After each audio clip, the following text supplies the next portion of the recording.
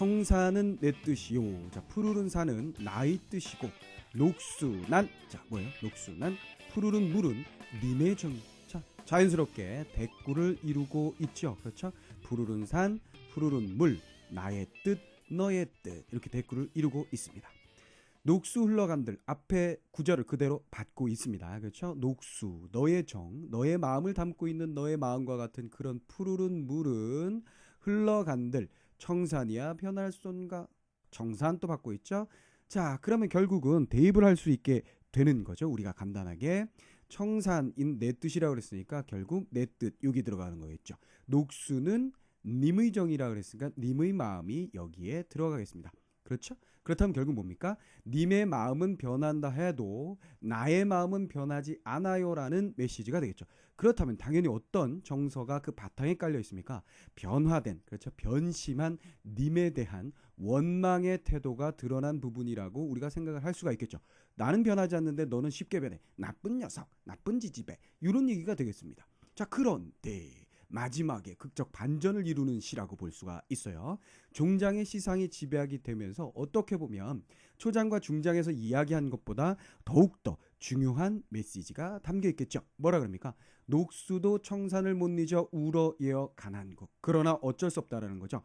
네가 어떤 상황이든 마음이 변했든 어쨌든 간에 나로부터 떠나고 우리가 이별하고 네가 변심했다라고 볼 수도 있겠으나 결과적으로 너는 어떻다? 녹수, 너도 청산, 나를 잊지 못해서 울면서 계속하는구나. 어쩔 수 없지. 너도 날 사랑했던 것을 마음이 아플 수밖에 없는 것을. 이런 얘기죠. 자, 그래서 우리가 사랑을 하고 만나고 이별을 하는 상황에서 그 이별이라는 것은 뭐 어느 정도 사랑을 했는지와 상관이 없이 아픔을 우리에게 주는 것이겠죠. 그런 의미에서 여기에 시초가자는 자기가 어떻게 보면 님보다 자기의 사랑이 더 크다라고 우리가 스스로는 생각하고 있을지도 모릅니다. 그래서 너는 변했고 나는 변하지 않는다라는 얘기를 했겠죠. 그렇죠? 하지만 결국 뭐예요? 마음이 아프고 다시 돌아보고 눈물을 흘리는 것, 그것은 인지상정. 너나 나나 많이 사랑하나 적게 사랑하나 똑같다. 이런 얘기로서 마무리를 하게 되죠. 그래서 보편적인 인간의 사랑의 감정에 뭐 어떻게 보면 교과서적인 그런 작품이다라고 볼 수가 있겠습니다. 다시 한번 정리해 보면요. 청산은 나의 마음과 같고 푸르른 물은 너의 마음과 같구나. 나의 푸르른 물이 흘러가는 것처럼 너는 변하지만 청산이 항상 그 자리에 있는 것처럼 나는 변할 리가 없다. 하지만 너 푸르른 물처럼 흘러가는 너도 나를 잊지 못해서 울면서 계속해서 지속해서 이런 얘기입니다. 그죠? 계속. 이걸 그냥 계속 이런 정도로 해석을 하시면 되겠어요. 계속 흘러가는구나. 자, 결국은 물이라는 속성에서 오는 거죠. 청산이라는 그 자연물 자체의 속성은 변함이 없고 항상 그 자리에 있는 속성이고요. 녹수라는 자연물 그 자체의 속성은 또 계속해서 흘러가는 거죠. 그렇지만 거기에서 하나의 의미를 더 끌어내서 녹수는 소리를 낸다는 겁니다. 그것이 바로 뭐예요? 변화되었을지라도 슬퍼하고 아파하고 어느 정도는 사랑했을 그런 님에 대한 이야기를 담게 된다라는 얘기가 되겠어요. 자, 정리해보면요. 변하지 않는 사랑과, 이게 전반부에 주로 나오던 거였죠. 그 다음에 임에 대한 그리움. 자, 임에 대한 그리움은 결국 뭐예요?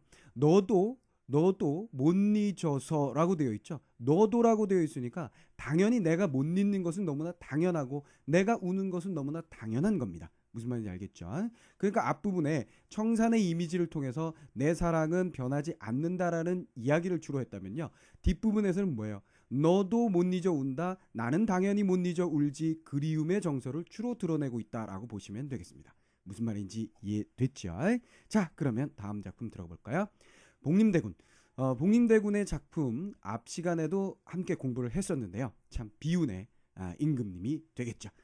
자, 어떤 내용인지 알죠? 복림대군이 병자호란 때 패전해서 볼모로 소현세자와 함께 끌려갔었죠. 네, 그리고 끌려가는 그 상황에서 청성령이라고 그 만주 요령성 부근에 있다라고 얘기를 합니다. 또 추하고도 마찬가지죠.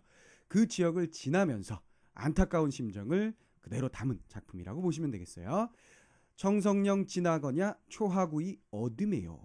자, 이건 뭐예요? 의문의 형태로 지금 이야기를 하고 있는데요. 이건 결국 뭐예요? 한탄이죠. 그렇죠? 내가 이곳을 지나서 어디로 갑니까? 그 청나라의 심양으로 가고 있어요. 그렇죠? 볼모지로 끌려가고 있습니다. 그러면서 뭐라 그런 거야? 어딘 지났니? 어딘 지났니? 이제 심양이 가까우는구나. 한양으로부터 점점 멀어지는구나. 이런 안타까운 심정을 누가 딱히 대답할 사람이 없음에도 불구하고 의문의 형태로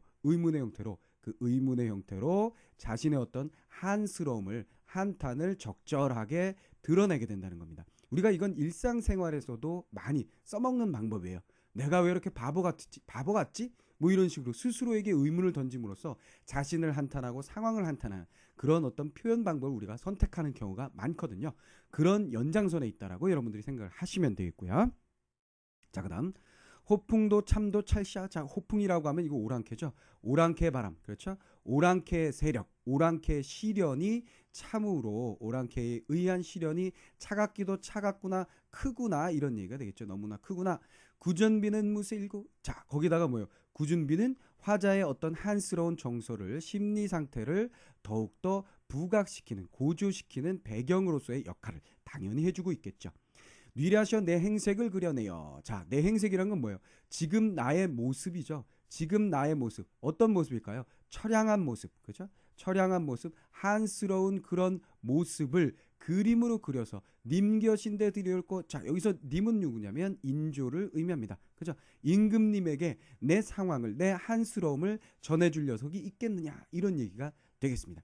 그러니까 결국은 내가 괴로운 상황을 임금에게 전해서 그도 괴로워해라 라는 의미라기보다는요, 그냥 나에 대해서 궁금해하고 걱정할 텐데 내 모습을 잠깐 보내드릴 수 있었으면 좋겠네, 뭐 이런 얘기 정도로 해석을 하시면 되겠습니다. 무슨 말인지 알겠죠? 다시 한번 정리해 봅시다. 청성령을 지났느냐, 초하구는 또 어디냐, 이제 심양이 가까워지고 한양으로부터 많이 멀어졌지. 자, 오랑캐의 시련이 너무도 크구나. 구준비는 왜 내려서 내 마음을 더욱더 슬프게 해주는고. 누구든 내 모습을 그대로 그림으로 그려서 임금님에게 전해줄 수 있다면 좋을 텐데 임금님 보고 싶어요? 사랑해요? 이 정도의 메시지로 생각하시면 되겠어요. 자, 볼모로 끌려가고 있는 상황에서 안타까운 마음을 담고 있는 또 다른 복림대군의 작품을 함께 정리를 해보았습니다. 자, 72번째 작품이었고요. 자, 73번째. 자, 호탕한 참 풍류객이라고 볼 수 있는 작가죠. 앞에서도 선생님이 언급을 했었던 그런 작가인데요. 작품을 함께 공부를 했었는데요. 그때 미리 예고를 드렸던 것처럼 임재라는 인물이 그 황진이에 대해서 읊은 작품입니다. 이 작품 때문에 파면이 됐다라는 얘기가 전해진다라고 선생님이 전에 얘기를 했었어요. 그러니까 평안도에 그 부임을 하기 위해서 관리로 이제 직분을 얻고 부임하기 위해서 가는 길에 그 예전에 어떤 좀 이렇게 알고 지냈던 황진이의 무덤에 가서 이 노래를 읊고 제사를 지냈다라고 얘기를 합니다. 근데 양반들 사이에서 이것이 문제가 돼가지고 어찌 그런 망할 녀석이 있느냐, 그래가지고 파면이 됐다라는 얘기가 있죠. 어쨌거나 당대의 대문장가이면서 풍류객으로 명산을 두루 돌아다니면서 풍류를 즐겼던 그런 시인으로서, 문인으로서, 지식인으로서 한 사람을 우리가 또 만나보게 됩니다. 자, 그럼 들어가 볼까요? 청초 푸르른 풀이 우거진 골짜기에 자난다 누웠난다. 자느냐 누웠느냐, 누구에게 묻는 걸까요? 그렇죠, 바로 황진이라는 인물에게 묻고 있습니다. 이미 이 세상 사람이 아닌 황진이에게 야, 너 푸른 풀이 우거진 골짜기에 자고 있는 거니 누워 있는 거니? 결국 대답은 뭐예요? 죽었어 나, 이런 얘기가 답으로 나오겠네요. 그렇죠? 홍안을 어디 두고 붉은 얼굴. 자, 홍안이라는 표현은 많이 봤을 거예요. 그렇죠? 여인의 얼굴을 우리가 홍안이라고 이야기합니다. 한편으로는 그 볼그레 해가지고 생기 있는 모습으로 좀 미화된 표현이라고 생각을 하시면 되겠고요. 그러니까 예쁜 얼굴 어디 두고 너의 생생하던 그 얼굴은 어디 가고, 이렇게 해석을 하면 되겠죠. 백골만 묻혀 있느냐, 죽음이죠. 그러니까 홍안과 백골이라는 것은 대립적인 의미를 당연히 갖게 됩니다. 그렇죠? 얘는 살아있을 때의 모습이겠고요. 이거는 죽어 있을 때의 모습으로 대립이 되면서 붉은색과 그죠? 백골, 흰색의 대립도 느껴집니다. 또 덩달아서 청초라는 것도 마찬가지죠. 푸른 풀이 우거진 골짜기에 자고 누웠다. 이것도 역시 죽음이잖아요. 자느냐 누웠느냐, 이것도 죽음을 상징하는 부분으로서 결국은 푸른색, 붉은색, 흰색, 이런 색채의 대비와 함께 삶과 죽음의 어떤 대립, 그죠? 푸른 풀도 역시 살아있는 것으로서 자연의 그런 어떤 무한함이랄까요? 한계 없음, 그런 것을 보여주고 있다라고 볼 수가 있거든요. 그렇죠? 그래서 삶과 죽음, 또 푸른색과 붉은색과 그 다음에 흰색의 어떤 대비 이런 것을 잘 보여준 시 구절이라고 여러분들이 생각을 해 주시면 되겠습니다.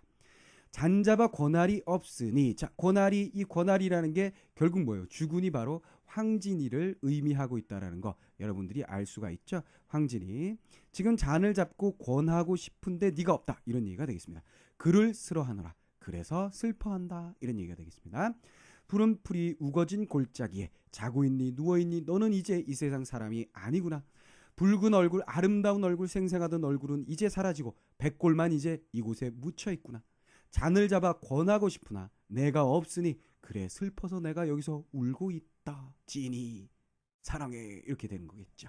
그죠? 자, 이해됐죠?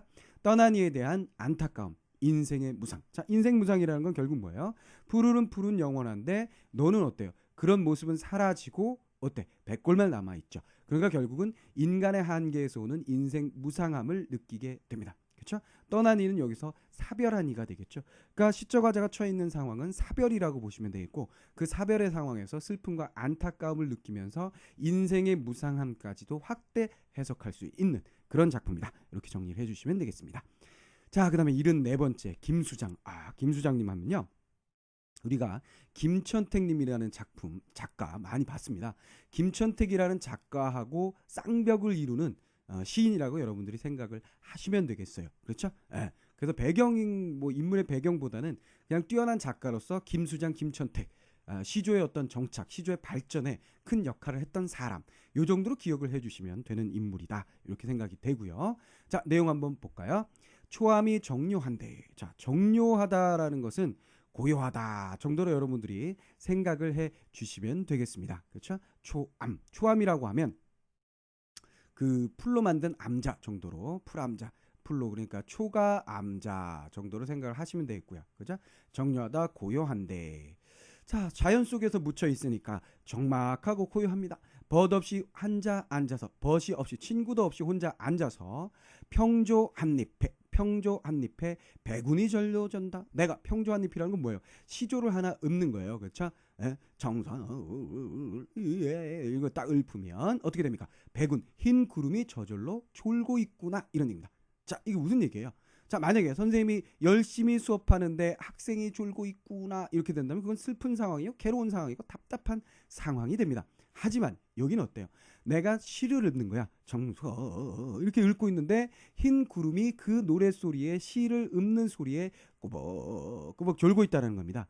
그 얘기는요, 집중해서 들어야 하는 어떤 대상은 아니기 때문에, 그러니까 이게 무슨 그 락큰롤, 그렇죠? 뭐 그런 음악, 경쾌한 댄스 음악 뭐 이런 거 아니거든요. 그렇기 때문에 듣는 입장에서 좋은 것은 어떻게 보면은 더 좋은 반응일 수도 있어요. 그러니까 내가 뭐 아주 굉장히 이렇게 나른한 어떤 재즈곡을 뭐 연주한다거나 노래를 부른다라고 했을 때 어떤 사람이 편안하게 잠을 자고 있다라고 생각을 해보세요. 그건 굳이 나쁜 것은 아니죠. 그만큼 내 노래소리가 상대방에게 어떤 안식, 편안함을 준다라고 해석을 할 수 있거든요. 그러니까 여기서 평조 한 잎에 흰 구름이 존다라는 것은 유일한 자연으로서, 자연이면서 자연물이면서 유일한 관객이다, 이렇게 생각하시면 되겠어요. 유일한 관객이 반응을 보이고 있다, 이렇게 생각을 하세요. 그래서 그 반응은 나쁜 반응은 아니고 좋은 반응, 알겠죠? 좋은 반응이다, 이렇게 생각을 해주시면 되겠습니다. 그러니까 완벽하게 자연과 어떤 친화된, 자연과 일치가 되는 그런 모습을 보여주고 있죠. 어느니 이 좋은 뜻을 알리있다 하리요. 자, 그랬어요. 자, 여기서 좋은 뜻이라는 건 크게 두 가지로 해석할 수 있을 것 같아요. 이 곡조의 의미, 그렇죠? 노래의 의미라고 해석할 수도 있을 것 같고요. 첫 번째. 두 번째는요, 그냥 내가 이렇게 사는 어떤, 그렇죠? 한가로운 삶의 의미, 한가로운 삶의 의미를 네가 아니, 이런 의미로 해석을 해도 상관이 없을 것으로 보입니다. 무슨 말인지 이해하죠? 그러니까 평조 한 잎에 백운이 절로준다 했을 때 이 좋은 뜻이라는 것은 바로 이런 두 가지 의미 정도로 여러분들이 해석을 해주시면 되겠다, 그런 얘기입니다. 자, 무슨 말인지 잘 이해가 됐죠? 자, 그럼 다시 한번 정리해 볼까요? 초암이 정료한데 벗없이 혼자 앉아서. 자, 초암이 뭐예요? 초암? 아까 얘기했었죠? 불러 엮은 그 암자에서 고요함 속에서 친구 없이 혼자 앉아 있어요. 그래서 적적하니까 제가 노래를 한 수 읊었지요. 흰 구름이 그 노래에 호응해서 조응해서 절로 졸고 있습니다. 어느 누가 이 좋은 뜻을 알리 있다고 하겠어요. 저만이 알고 있어서 좀 안타깝네요. 함께 이런 한가함 속에서 즐겼으면 좋겠는데요. 뭐 이 정도의 얘기로 해석을 하시면 되겠어요. 한가롭게 자연 속에서 즐기는 풍류, 이렇게 해석을 하시면 되겠습니다. 자, 그럼 75번째 마지막 작품. 또 비운의 인물이 등장을 했군요. 월산대군입니다. 월산대군 하면 여러분들이 잘 알고 있을 거예요. 세조의 장손이죠. 세조의 장손이고 덕종의 아들입니다. 맏아들이죠. 그렇다면은 임금이 될 가능성이 높은, 그죠? 임금이 돼야 하는 그런 인물이었음에도 불구하고 누구에게 밀려났죠? 그렇죠. 성종에게 밀려났습니다. 성종이 임금이 된 데는 역사상 뭐 이야기에는 이렇게 전하죠. 한명회의 술수가 또 그리고 권력을 잡고 있는 권신들의 술수가 있었다라고 얘기를 합니다. 근데 월산대군은 그런 상황 속에서 어떤 태도를 보입니까? 자연 속에서, 그죠? 자연 속에서 자연과 벗이 되어서 살아가게 됩니다. 그 안에서 사실 권력 욕구를 또 뭐 권력에 대한 어떤 욕구를 또 비치게 되면 또 피비린내 나는 뭐 어려움이 또 그 앞에 닥치게 되겠죠. 어쨌거나 자신의 위치를 찾지 못하고 자연 속에 묻혀 살았던 그 월산대군의 어떤 정서, 안타까움, 뭐 이런 것을 우리가 볼 수 있는 작품이기도 합니다. 한번 들어가 볼까요? 추강에 밤이 드니 가을강에 밤이 찾아오니 물결이 차너메라. 물결이 차가워요. 그렇죠. 가을강이면 뭐 밤이 되면 당연히 차갑겠죠. 요때 낚시하기 좋은 그런 시간대, 계절 시간대가 되겠죠. 낚시들이 치니 고기 아니 무노메라. 무심한 달빛만 씻고 빈배 저 오노메라. 간단합니다. 가을 강에 밤이 찾아오니까 낚시하기 아주 좋아요. 낮에는 뜨거워서 물 수면이 좀 덥고 그래서 물고기들이 깊이 있지만 가을밤이 되면 시원해지니까 이제 물고기들이 위쪽으로 올라오게 되고, 그래서 낚시꾼들이 그때 낚시를 하기 좋아한다, 이런 얘기예요. 그렇죠?